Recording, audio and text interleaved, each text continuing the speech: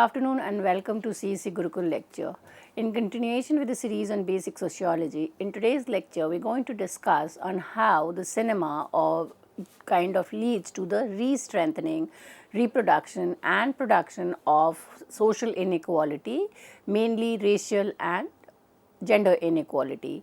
The lecture is going to talk about the Hollywood cinema, which is telling us how in the West the Hollywood movies have kind of led to the re-strengthening of racial inequality, and there is a kind of two trend. One is to kind of it leads to the depiction of the existence of the racial and gender inequality by looking into the language, the text and the power dynamics between the two groups.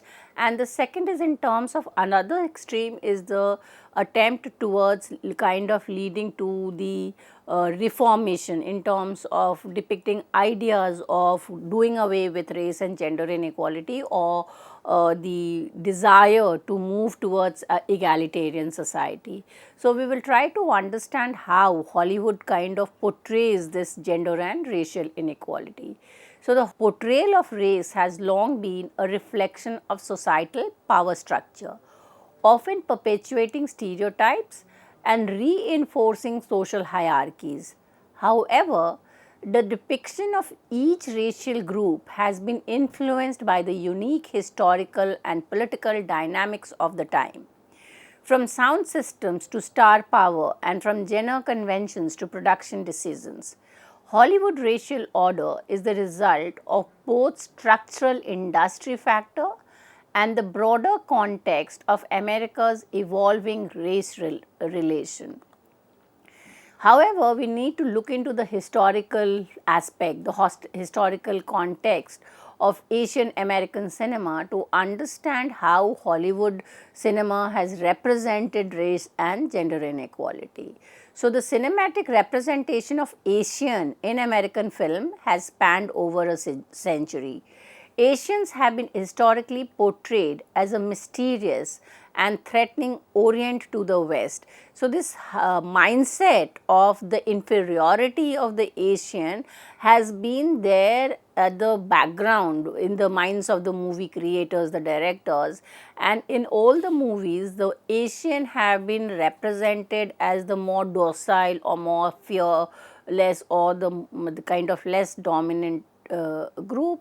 And therefore, the key themes, if we look into the cinematic representation, include distorted portrayals of various Asian ethnicity, and some of the Asian ethnicity which is portrayed in the Hollywood movies are Chinese, Korean, Vietnamese and others.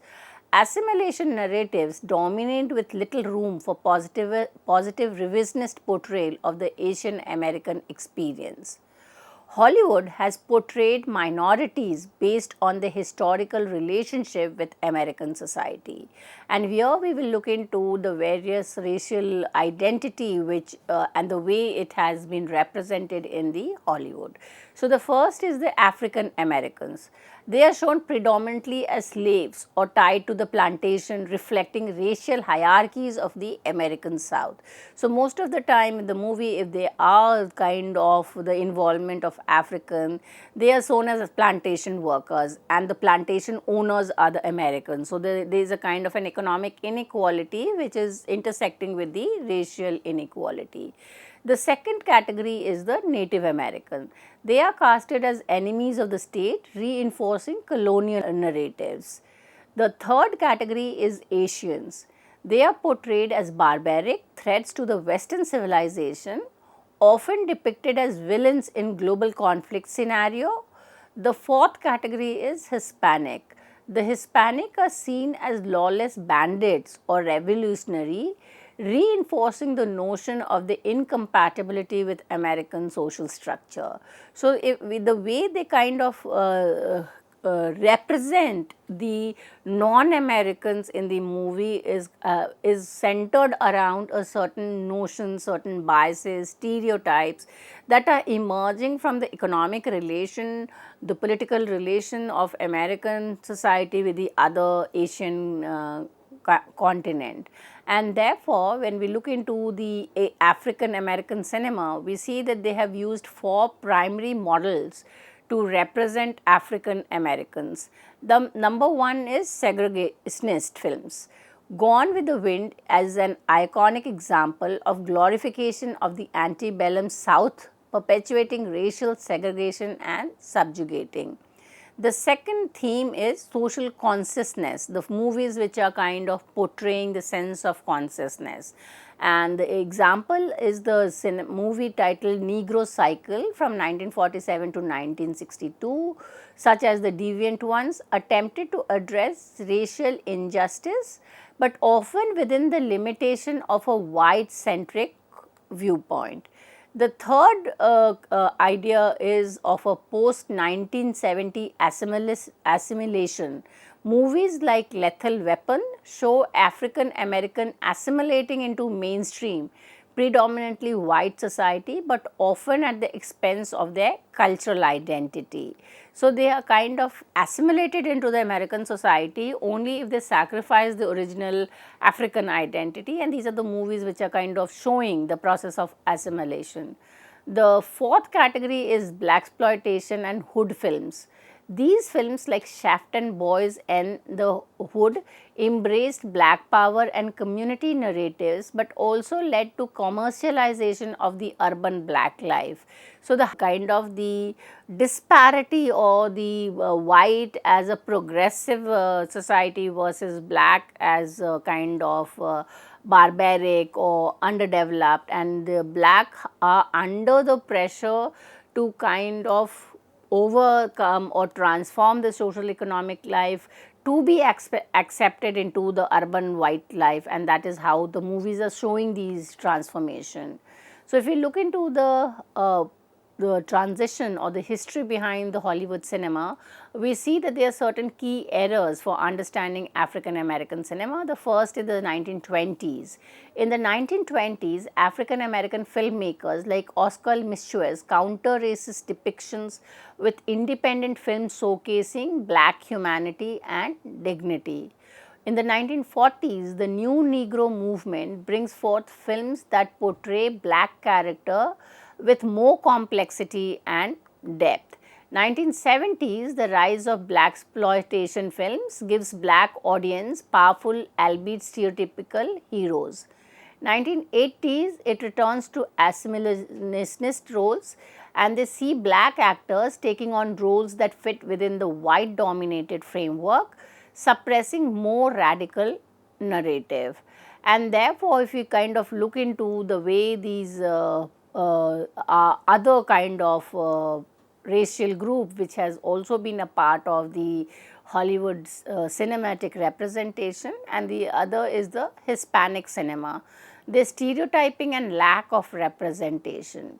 So, the Hispanic characters in the Hollywood movie have been historically reduced to stereotype, typically as criminal, revolutionary or hypersexualized individuals. 1930 efforts, some efforts were taking place in the 1930s, and they tried to present more positive portrayal, but these were not sustained and failed to break the dominant image of lawlessness associated with Hispanic character. Unlike African American cinema, Hispanic cinema did not follow a similar developmental cycle. The next category of cinema is the Chicano cinema and resistance. So, the late 1980s there was a shift, and films like La Bamba and Stand and Deliver marked a pivotal movement for the Hispanic representation, showing complex character with rich cultural background. 1990, there was a movies such as Jude Suit highlighted the Chicanos' experience, focusing on themes of cultural resistance, border crossing and rejecting assimilation into the white dominated culture. These films aim to highlight historical injustice and celebrate cultural identity, offering an alternative to Hollywood's stereotypical depiction. So, there is a shift from kind of portraying stereotypes, there is a resistance, there is a resistance to the accepted inequality, and there is a kind of an awareness, and this awareness is also through cinemas, through representation of inequality, where the marginalized or the subordinate groups are kind of becoming aware of their situation, and there is an effort to kind of resist the hegemonic ideas, and these are kind of part of the movies in the 1990s. So, if we look into the 1990s, two influential filmmaking movement emerged in Los Angeles. One was the black and the second was the Chicano cinema. Both schools sought to challenge Hollywood's mainstream narratives by emphasizing authentic contemporary stories that resonate with their communities. They tackled complex themes such as identity, family, and the socio-economic struggles of urban life. By rejecting oversimplified portrayals of ethnicity, these filmmakers reshaped the cinematic landscape, showcasing the richness and diversity of their culture and experience. So, we kind of look into the transition from say 1920s to the 1990s, and from acceptance of a racialized gendered structure to rejection and resistance.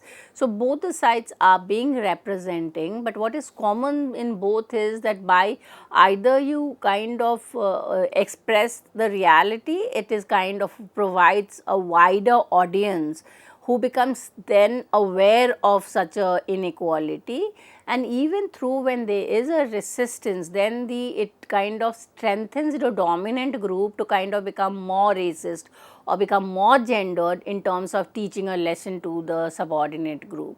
Now, let us look at some of the types of movie cinemas that have been portraying the racial and gender inequality. One categories of the cinema, Hollywood cinema, are those which are kind of war and spy films. So, Asian American cinema is largely shaped by the genres such as adventure, war, mystery, spy. Major was involving the US, Russia-Japanese War, World War, Korean War, Vietnam War, reinforced negative Asian images. So, this war becomes a language of the powerful. So, there it is kind of the idea behind kind of recreating war scenario is to send across the message the country or the nation which kind of did not fare well in the war are kind of inferior, or there is kind of something which is lacking in them. So, war film highlights ideological battles, further entrenching Asians as political and racial enemies. So, the sense of belonging to a community, so the imagined community, the idea becomes strong, and people starts kind of becoming more attached to their own region or to the place to which they belong. The second kind or category of movies which are portrayed in the Hollywood cinemas are those which are depicting martial art. So, martial art films like Enter the Dragon, which was made in 1973, featured more assertive and active Asian protagonists through often still seen through a lens of exorcism. Hollywood films continued to exploit Asian culture through spectacles of violence, crime and war. And why are we kind of showing so much of violence, crime and war? It is kind of only strengthen the dominance of the powerful group. So, it is a power game which is being kind of sold through the cinema. In the 1990s, films like Heaven and Earth, released in 1993, and Mississippi Masala 1991, explored more nuanced Asian American stories. Family dynamics, generational conflict, and the immigrant experience became prominent themes, providing a more diverse portrayal of Asian lives in America. Now look into how the theorization of cinema, the cultural studies have kind of imagined or studied these intersectionality of race, gender inequality, gender differences in the Hollywood movies. So, the histories of Black, Hispanic, Asian American cinema are deeply connected to American class, gender and racialized cinematic order. These cinemas are shaped by America's violent and racist popular culture, gender-based performance norms, race-linked film genre, and segregation in the film industry. Black, Hispanic and the Asian American film act as realistic and sometimes utopian. Ethnographies of cultural difference responding to and redefining the racial order within their own historical context. So, the evolution of racial and ethnic theories in America, early 20th century to the 1990s, has been kind of analyzed. They have kind of categorized into the period through which there is a transition in which the theorization, social science theorization of cinema and racial and gender inequality has been part of the discourse. So, when we look into 1900 to 1920, nativism and eugenic dominate societal thought. Race film, example Griffith's work, propagate ideas of white superiority. So, in the early 20th century, the white superiority was naturalized and it was considered as the dominant discourse.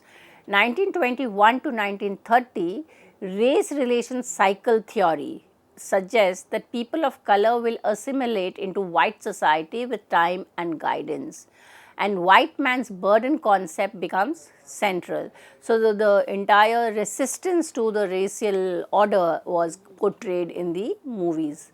1931 to 1940, people of colors are viewed as culturally inferior.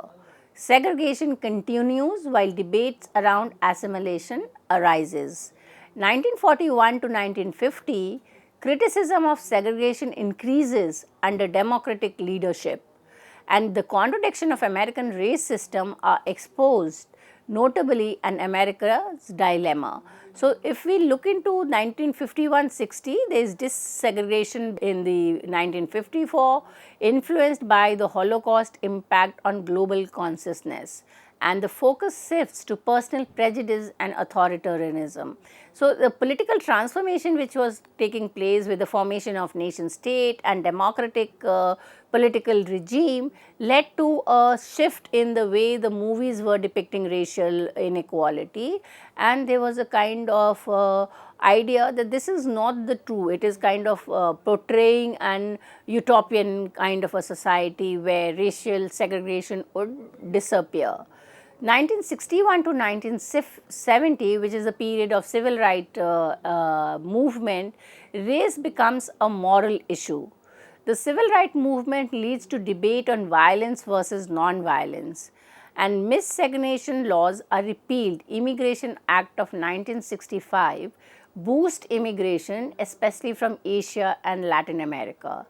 1971 to 1980, termed as the Black Power era, internal colonialism and separatist models are on the rise, linking to multiculturalism. So, 1980 onward, multiculturalism becomes the core theorized way of understanding heterogeneous community where there is a coexistence of multiculture. So, the people's racial identity becomes kind of hidden, invisible, and the multi or heterogeneous culture becomes significant.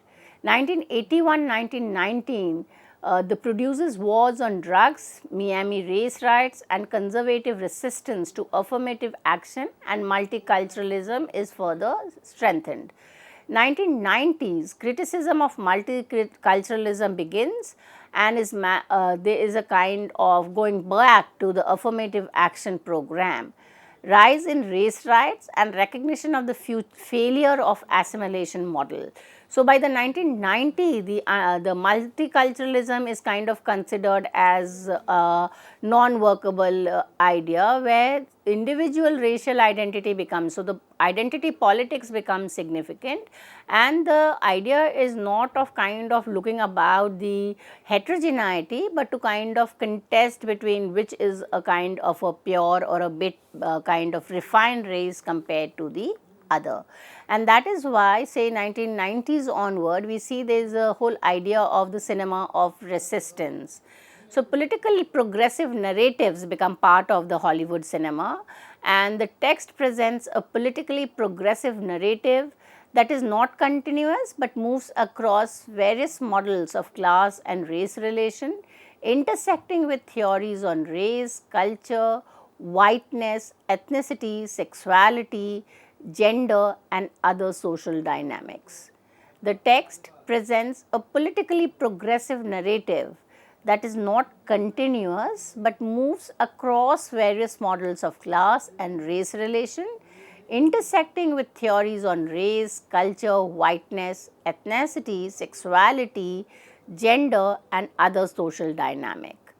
So, if we look into the politically progressive narratives, in the 1990s we had this gang culture. So, it saw a male dominated multi ethnic drug culture centered around gangs, which is embedded in the political economic of ethnic ghettos. So, these ghettos were kind of represented in the movies as gangs, and this culture integrates racial and ethnic excesses into broader American economic and cultural system. So, when we look into the whole idea of the way in which Hollywood movies has kind of led to the strengthening of the racial and gender dynamics, it kind of helps us to understand that there are certain structural commonalities which have been a part, and their narratives are full of discourses which is leading to the representation of ethnic other, and this has been shaped by the following factors. There are number of factors that has kind of constructed these structural commonalities, and that is in the 19th and 20th century racist ideology is number one. Number two, a pre-existing racist popular culture. So, the second factor for the emergence of a narrative which is strengthening racial gender is that there is already a popular culture which has strengthened the ideas of existing racial society, existing gender biased society.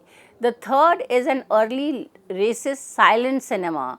So, many of the early movies or cinemas, they did not kind of directly portray, but in their kind of indirectly through the way in the interaction or the representation of the everyday life, the racist structure was hidden, and it was kind of slowly and slowly it kind of became more profound.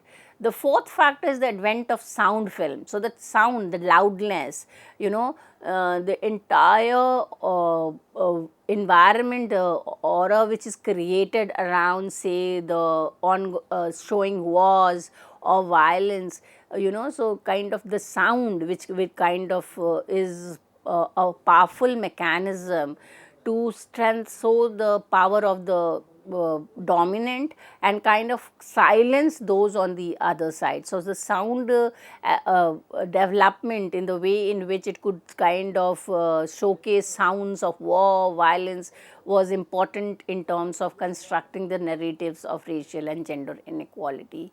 The fifth is a widely understand racist performance and vocabulary. So, if we were kind of the creators or the directors of the movies were kind of picking up language from everyday life which was a part of the racist vocabulary. So, the way in which say a white man would speak to a black was in terms of the use of certain vocabulary which was either abusive and slang, and that became a part of the Hollywood movies. The sixth structural commonality is gender specific cinematic ratio stereotypes which are connected to the way in which everyday life is lived. The seventh is a series of film types and genre. The eighth structural commonality is segregated society which reproduce the cinematic stereotypes.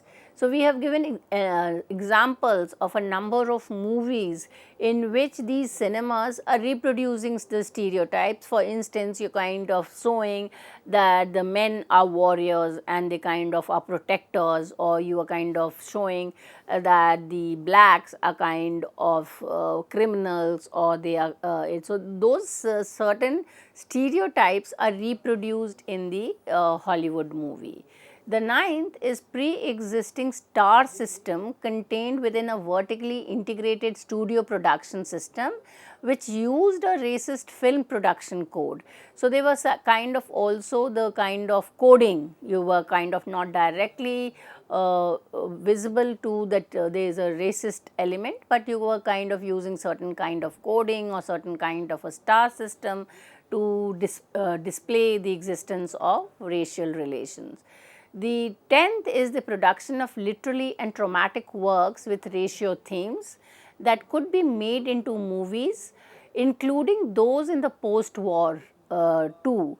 And some of them were realistic and some of them were kind of imagined.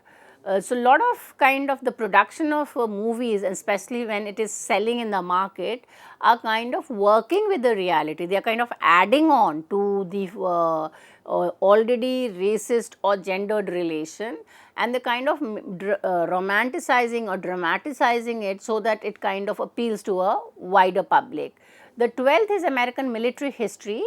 13th structural commonality is the civil rights and the women movement of the 1960s and 70s. So, after reading all these, we see how deeply racism is rooted in the history of American cinema, shaping societal views on race. So, right from the beginning to the end, since the Hollywood movies kind of started being made, to the development of sound, color and further kind of digitalization has not kind of led to the diminishing reprisal, but it has further aggravated. Hollywood cinematic racial order has historically mirrored and reinforced societal inequality faced by racial and ethnic minorities. While stereotypes have long dominated the narratives, the emergence of new generation and filmmaker is challenging this. So, as we continue to witness this evolution, we can hope for a more inclusive and accurate representation of diverse voice in film. Again, for the reference, the lecture is based on the reading of Denjing N.K., text published in 2007, Selling Images of Inequality, Hollywood Cinema and the Reproduction of Racial and Gender Stereotype in Black Way Companion to Social Inequality. Pages are 469 to 501. With this, I come to an end of this lecture. Thank you.